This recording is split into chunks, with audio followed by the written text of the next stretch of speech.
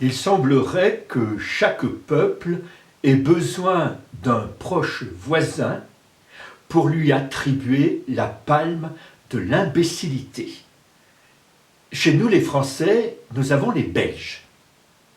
Les Turcs, eux, ont leurs Laz. Les Laz sont un peuple qui vit au nord-est de la Turquie, au bord de la mer Noire, dans la région de Trabzon. Si vous rencontrez des Turcs et que vous commencez à leur raconter cette histoire, un jour, Temel était assis à la table d'une terrasse de café, son ami Dursun est arrivé, aussitôt vous voyez les visages s'éclairer, parce que les Turcs savent alors que vous allez leur raconter une bonne blague des Laz de la mer Noire. En voici un petit échantillonnage, ce ne sont que des blagues. Un jour, Temel rencontre son ami Dursun. Il l'appelle, lui dit « Hé Dursun, j'ai une petite devinette pour toi, une énigme, toi qui aimes ça. Hein, allez, devine. Qui est-ce qui est jaune, qui est posé sur une branche et qui fait cuit-cuit » Oh, Dursun, il a Temel, tu te moques de moi. La réponse est évidente, c'est un canari. Ah non, ce n'est pas la réponse. Bon, ah ben c'est un merle. Non, ce n'est pas la réponse. Et voilà Dursun qui énumère tous les types d'oiseaux qui lui passent par la tête, et à chaque fois Temel répond « Non, ce n'est pas la réponse ». Alors Dursun donne sa langue au chat. Eh bien, lui dit Temel, c'est un anchois de la mer Noire. C'est un hamsi. Dursun lui dit « Mais enfin, tu te moques de moi. Un anchois, ça ne vole pas et ça ne peut pas se poser sur une branche. » Et pourquoi pas, lui dit Temel, puisque c'est moi qui l'ai posé sur la branche. Oui, mais enfin, un anchois n'est pas jaune. Et pourquoi pas, dit Temel, puisque c'est moi qui l'ai peint en jaune. Oui, mais enfin, un anchois, ça fait pas cuit-cuit. Alors là, tu as raison.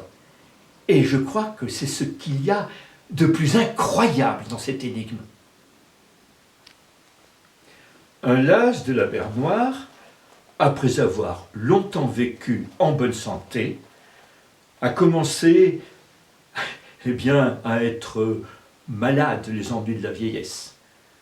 Alors il est allé voir le médecin, lequel l'a pesé, l'a mesuré, l'a ausculté, lui a fait faire une prise de sang, lui a fait faire une radiographie, une échographie, et puis finalement il lui a dit « Mon ami, il va falloir que vous changiez de régime. Vous avez vu votre poids, il va falloir un peu maigrir. Alors à partir de maintenant, plus question de sucreries, plus de loukoum, plus de baklava. Et puis, évitez de manger de la viande rouge. Il faudra vous contenter de légumes verts et de quelques fruits, encore pas tous. » Et au fur et à mesure que le médecin énumérait tous les interdits, notre Laz commençait à s'énerver, à s'agiter sur son siège, à sentir en lui monter une grande fureur. Mais le médecin semblait ne pas s'en rendre compte et il a continué. Bien évidemment, plus question de tabac. Quant aux femmes, il vaut mieux que vous évitiez tout leur commerce. Là, c'en était trop.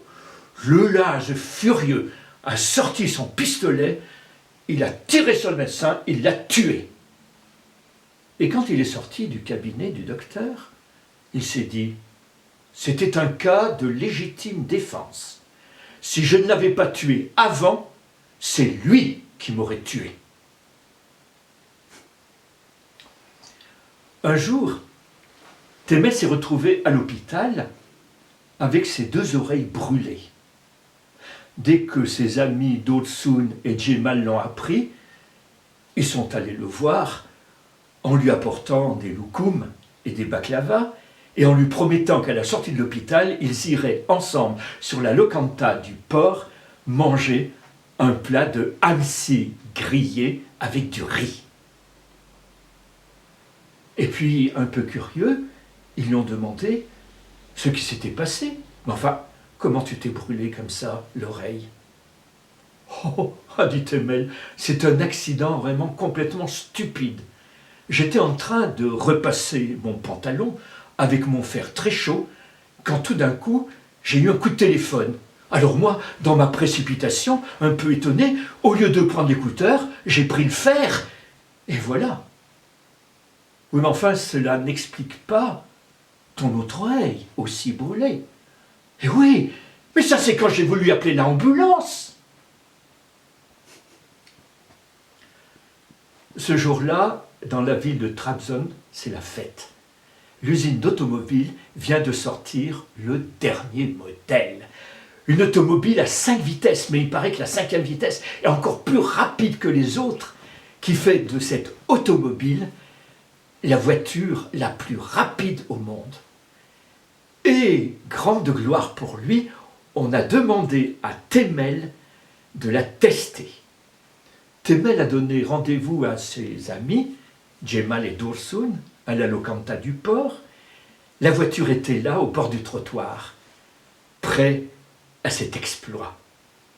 Temel leur a dit, écoutez, vous allez m'attendre ici, je vais faire un aller-retour Trabzon-Ankara, ça fait 350 km. 1 heure pour aller, 1 heure pour revenir. Vous aurez le temps de manger des mezzés en buvant un peu du rakı, et puis après, vous commanderez un plat de hamsi grillé avec du riz. Et moi, je viendrai vous rejoindre pour boire le thé et manger quelques douceurs. Temel est monté dans la voiture, et ils l'ont entendu, et ils l'ont vu partir comme ça, comme un vrai boulet de canon. Et puis ils ont attendu, tout en dégustant des mezzés, tout en buvant du rakı. Et au bout d'1 heure, c'est le portable de Dursun qui a sonné, et au bout du fil, c'était Temel qui venait juste d'arriver à Ankara. Comme promis, il avait fait 350 km en seulement 1 heure. Alors les 2 camarades, Dursun et Cemal, se sont dit, bon, dans 1 heure, il sera de retour, le temps de déguster notre plat de hamsi grillé, et puis on prendra avec lui le thé. Et ils ont attendu. Mais au bout d'1 heure, toujours pas de Temel. Ni au bout de 2 heures, ni même de 3 heures. Là, ils se sont un peu inquiétés, ils se sont demandé s'il n'était pas arrivé un accident, et puis ils se sont dit que peut-être Temel, en route, s'était arrêté pour boire un verre. Enfin, ils ont trouvé tous les prétextes possibles pour justifier son retard. Et puis finalement, dans le soir, chacun est rentré chez soi, et ils se sont retrouvés le lendemain à la même locanda, au port, et ce n'est seulement qu'à midi qu'ils ont vu arriver Temel d'une drôle de façon. La voiture s'est arrêtée, ils se sont précipités, alors ils lui ont demandé, mais enfin Temel, comment se fait-il comme ça? Tu as mis 1 heure pour aller à Ankara, tu nous as téléphoné, et là maintenant, regarde tout le temps que tu as mis pour revenir. Qu'est-ce que c'est que cette voiture? Ah, ne dites rien de la voiture, c'est une voiture qui est extraordinaire. Elle a 5 vitesses, avec la 5e qui va encore plus vite que les autres. Seulement le problème, c'est qu'elle a 5 vitesses en marche avant, et elle n'en a qu'une seule en marche arrière. Et cette vitesse est très très lente.